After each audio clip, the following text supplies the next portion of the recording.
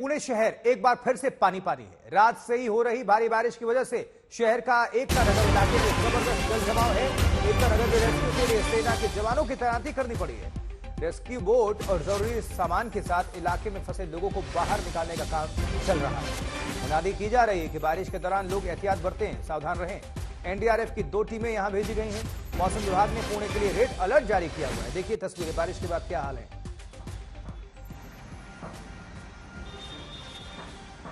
ये सड़क है, सड़क पर जबरदस्त पानी है और इसी में गाड़ियां रेंगती हुई आपको नजर आ रही हैं। जल प्रहार है, तबाही की बड़ी मार। सेना को उतारना पड़ा है। एनडीआरएफ, एसडीआरएफ ने मोर्चा संभाला है। अलर्ट भी जारी है, रेड अलर्ट जारी है। लोगों से सावधान रहने की अपील। और देखिए जरा बच्चों को किस तरह से बचाया जा रहा है।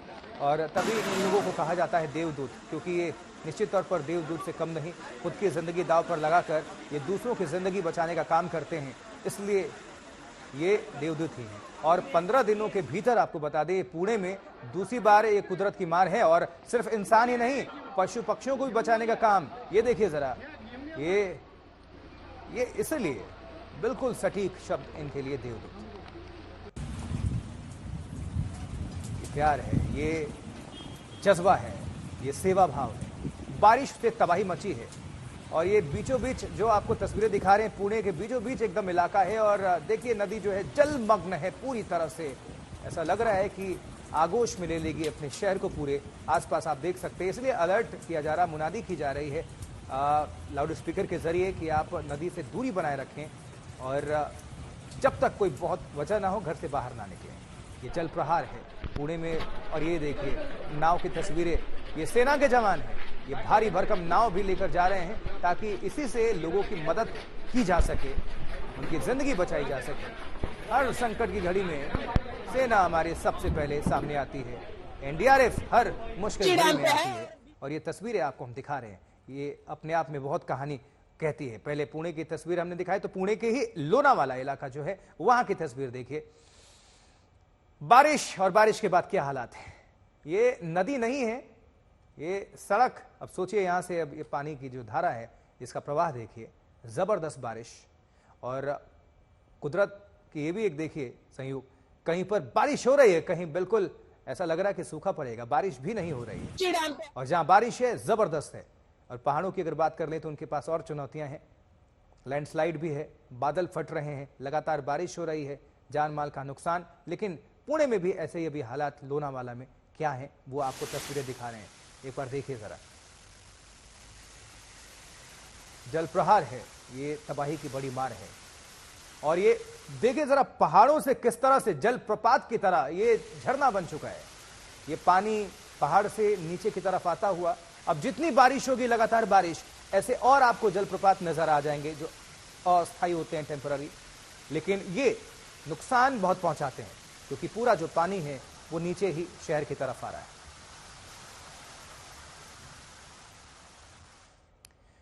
आगे बढ़ते हैं उत्तराखंड की खबर, क्योंकि केदारनाथ घाटी में बादल फटने के बाद रेस्क्यू का आज चौथा दिन है। अभी तक 9000 से ज्यादा लोगों को सुरक्षित निकाल लिया गया है और अभी भी 1000 से ज्यादा लोग केदारनाथ घाटी में रेस्क्यू किए जाने का इंतजार कर रहे हैं। गौरीकुंड और सोनप्रयाग में श्रद्धालु फंसे हुए हैं। 800 से ज्यादा लोगों की टीम इन यात्रियों को खाने पीने की सुविधा मुहैया कराने में जुटी हुई है। सेना सोनप्रयाग में अस्थायी पुल बना रही है। 31 जुलाई केदार घाटी में बादल फटा था और इस हादसे में मरने वालों की संख्या 17 पहुंच गई है। हादसे में 25 लोग जख्मी हैं, एक शख्स लापता बताए जा रहे हैं। रुद्रप्रयाग की ये तस्वीरें हैं। इस समय हम ग्राउंड जीरो चीरबासा में मौजूद हैं और आप देख सकते हैं कि यहाँ पे लगातार रेस्क्यू अभियान सुबह से ही जारी है। ये वही यात्री हैं जो पिछले 3 दिनों से केदारनाथ में फंसे थे। केदारनाथ में यात्री के फंसे होने के कारण उनको चीरबासा तक पहुंचाया गया। यहाँ से हेलीकॉप्टर के जरिए उनका रेस्क्यू किया जा रहा है। आप देख सकते हैं कि 4 दिन तक यात्रियों के केदारनाथ में फंसे होने के बावजूद भी यात्रियों का जोश एवं उत्साह कम नहीं हुआ है। यात्री लगातार बाबा केदार के जयकारे लगा रहे हैं। प्रशासन की टीमें भी यहाँ पर मौजूद हैं। एक हेलीकॉप्टर में 4 से 5 लोगों को नीचे भेजा जा रहा है। कुछ यात्रियों से भी हम बात करेंगे। भैया, कहाँ फंसे थे आप? सर केदारनाथ में फंसे थे हम। केदारनाथ के मंदिर में हम 4-5 दिन सर हम वहीं फंसे हुए हैं। जब से अभी तक कुछ हुआ नहीं, तब से हम पैदल आ रहे हैं। जब तक वो कह रहे कि हेलीपैड पे भेजेंगे, अभी तक हमको विश्वास नहीं हुआ, हम पैदल ही निकल। वायुसेना के हेलीकॉप्टर्स लगातार श्रद्धालुओं को ला रहे हैं। हमारे संवाददाता प्रवीण सेमवाल ऐसे ही एक रेस्क्यू ऑपरेशन का हिस्सा बने। इस वीडियो में आपको हमारे संवाददाता की आवाज साफ नहीं सुनाई देगी, लेकिन जिन हालात में, जिन परिस्थितियों में रेस्क्यू ऑपरेशन को अंजाम दिया जा रहा है, उसकी झलक आपको दिखाएंगे। आज तक की टीम हेली रेस्क्यू देखने के लिए ग्राउंड जीरो पे पहुंच रही है। इस समय हम सेस्ती हेलीपैड से गौरीकुंड के लिए जा रहे हैं। आपदा पीड़ित क्षेत्र का मौका मुआयना करने के लिए आप देख सकते हैं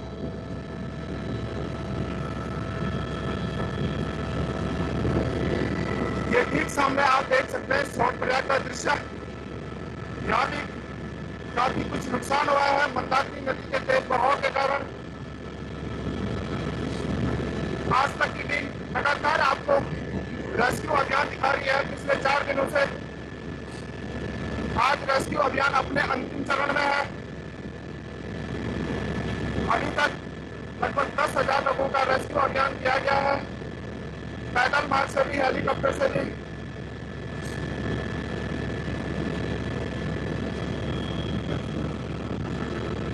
आप देख सकते हैं लगातार रेस्क्यू अभियान जारी है। केदार घाटी में इस समय हम सेस्ती से होते हुए जंगल चट्टी की ओर जा रहे हैं। जंगल चट्टी गौरीकुंड से कुछ ही दूरी पर मौजूद है। गौरीकुंड में भी प्राकृतिक आपदा के कारण काफी कुछ नुकसान हुआ है। गौरीकुंड, इसमें घोड़ा पड़ाव, धर्मकुंड सब आपदा में बह गए हैं। आज तक पिछले 4 दिनों से आपको लगातार रेस्क्यू अभियान की हर एक तस्वीर दिखा रहा है।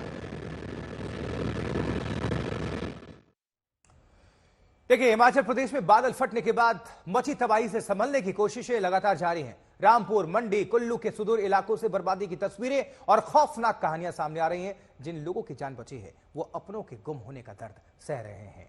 हिमाचल में पिछले 4 दिनों से 1000 लोगों की टीम दिन रात रेस्क्यू में डटी हुई है, जुटी हुई है। रेस्क्यू टीम नदी में लापता लोगों की तलाश भी कर रही है।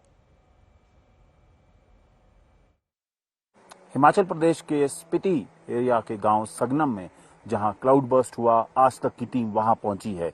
यहां पे जब क्लाउड बर्स्ट हुआ, बहुत भारी बारिश के बाद तो एक कैजुअलिटी हो गई, एक महिला की मृत्यु हुई, कुछ लोग ट्रैप हो गए, लेकिन बड़ी गिनती में खेत खलियान भी खराब हो गए। मैं आपको दिखा देता हूं, ये वो एरिया है सगनम गांव का जहां से क्लाउड बर्स्ट हुआ। एक नाला हमने पहले दिखाया था, एक नाला में से कैसे क्लाउड बर्स्ट हुआ और वहां पे एक गाड़ी ट्रैप हुई, एक महिला की मृत्यु हुई। लेकिन ये बिल्कुल गांव के पास जब ऊपर से क्लाउड बर्स्ट हुआ, ये पूरा मलबा नीचे आया।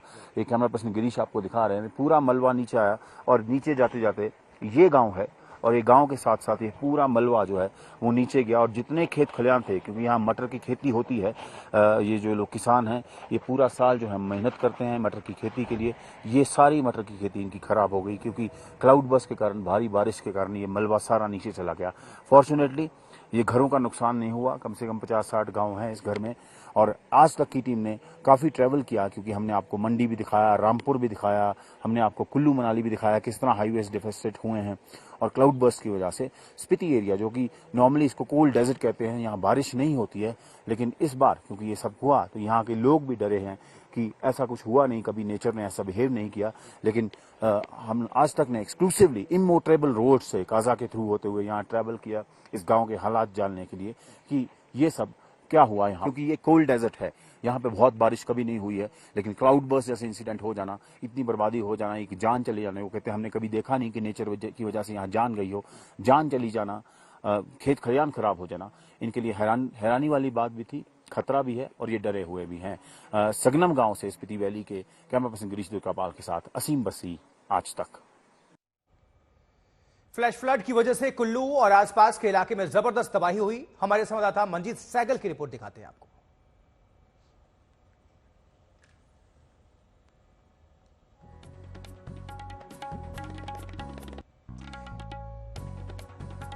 ये पहले तस्वीर आपको हम दिखा देते हैं, कुल्लू हिमाचल की है। देखिए, बारिश की वजह से सारा सामान जो घर का है, गृहस्थी का, वो सब खराब हो चुका है।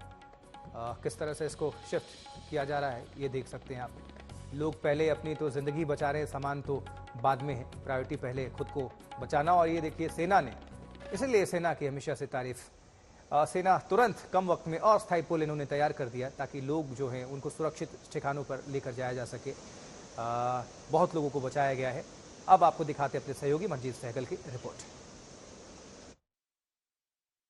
ये थे डॉक्टर राजीव बिंदल जो हमें बता रहे थे कि भारतीय जनता पार्टी अपने स्तर पर प्रयास करेगी। केंद्र सरकार के समक्ष पहले से हिमाचल प्रदेश के लिए आपदा राहत पैकेज मांगने की मुहिम शुरू की जा चुकी है। व्यक्तिगत तौर पर भी डॉक्टर राजीव बिंदल हो या फिर जगत प्रकाश नड्डा हो, ये मिलकर प्रदेश के लिए मदद लाने की कोशिश करेंगे। लेकिन अभी तक जहां तक हिमाचल प्रदेश में इस तबाही का मंजर है, जो तबाही से जो निजी और सरकारी संपत्ति को जो नुकसान हुआ है उसकी भरपाई होना शायद इतना आसान नहीं, क्योंकि पिछले साल जिस तरह से तबाही राष्ट्रीय राजमार्गों पर देखने को मिली थी, एक बार फिर से वही मंजर, वही तबाही देखने को मिल रही है। हिमाचल प्रदेश देखिए, बादल फटने की वजह से तबाही जम्मू कश्मीर में भी आई है। गांदरबल में फ्लैश फ्लड की वजह से कई घरों को नुकसान पहुंचा है। फ्लैश फ्लड की वजह से श्रीनगर लेह हाईवे बंद हो चुका है और भारी बारिश की वजह से रास्ते पर मलबा आ गया। पुलिस और सेना के जवान पूरे इलाके में रेस्क्यू ऑपरेशन चला रहे हैं।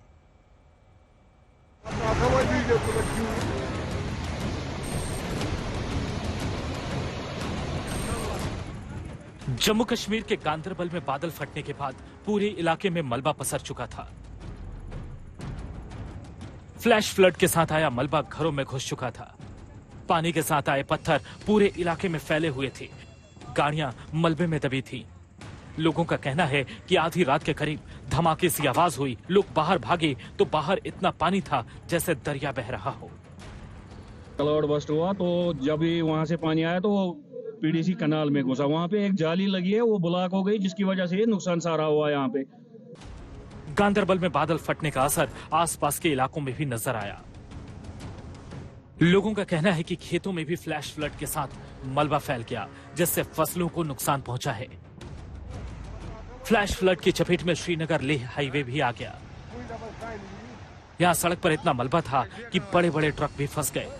श्रीनगर लेह हाईवे को मलबा हटाने तक बंद किए जाने का फैसला किया गया। यात्रियों को भी सलाह दी गई कि वो इस रास्ते से परहेज करें। जम्मू कश्मीर के ऊंचाई वाले इलाकों में इस समय भारी बारिश हो रही है। ये तस्वीरें लद्दाख की हैं। यहां भी बारिश के साथ फ्लैश फ्लड की तबाही साथ आई। लद्दाख की सड़कों पर सैलाब का मंजर था। मिट्टी के साथ इतना पानी था जैसे सड़क से झरना बह रहा हो। जम्मू कश्मीर के पुंछ जिले में भारी बारिश के बाद बरारी नदी में अचानक पानी बढ़ गया। पानी का बहाव तेज होने से जानवरों को चराने गए 2 लड़के यहां फंस गए। पुलिस और स्थानीय लोगों की मदद से इनको सुरक्षित निकाला गया। पुंछ से मंजीत सिंह के साथ अशरफ वानी, गांदरबल आज तक। वहीं वायनाड में देखिए, वायनाड में लैंडस्लाइड के बाद रेस्क्यू का आज 6ठा दिन है और अभी तक हादसे में 361 लोगों की मौत हो चुकी है। चलियार नदी के 40 किलोमीटर के दायरे में सर्च ऑपरेशन चल रहा है। ये नदी वायनाड, मलप्पुरम और कोझिकोड से होकर गुजरती है। मलप्पुरम के पास भी कई शव मिले हैं। तलाशी के लिए रडार, ड्रोन और मशीनरी का इस्तेमाल किया जा रहा है। राज्य सरकार ने ऐलान किया है कि पीड़ितों के पुनर्वास की व्यवस्था की जाएगी। वहां आसपास जहां प्रभावित इलाका है 100 घर तैयार किए जाएंगे।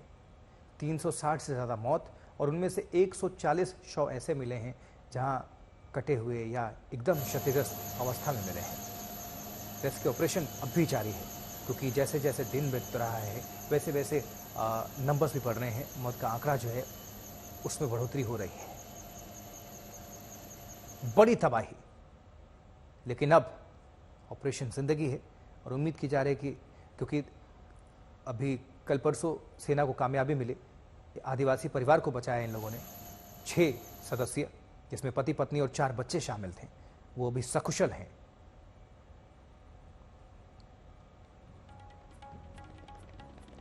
तो एक बड़ा इलाका जो प्रभावित हुआ और उसका असर ये, नुकसान बहुत हुआ।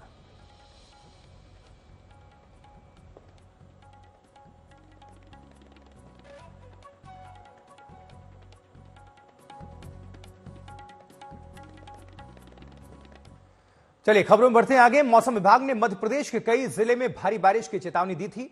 कटनी जिले को भी रेड अलर्ट में रखा गया है और 3 दिन भारी बरसात का अनुमान लगाया गया है। जिले में शनिवार सुबह से ही बारिश का दौर जारी है। कटनी जिले में कल सुबह से हो रही मूसलाधार बारिश से नदी नाले उफान पर हैं, तो वहीं निचले इलाकों में जल भराव होने से जनजीवन प्रभावित हो रहा है।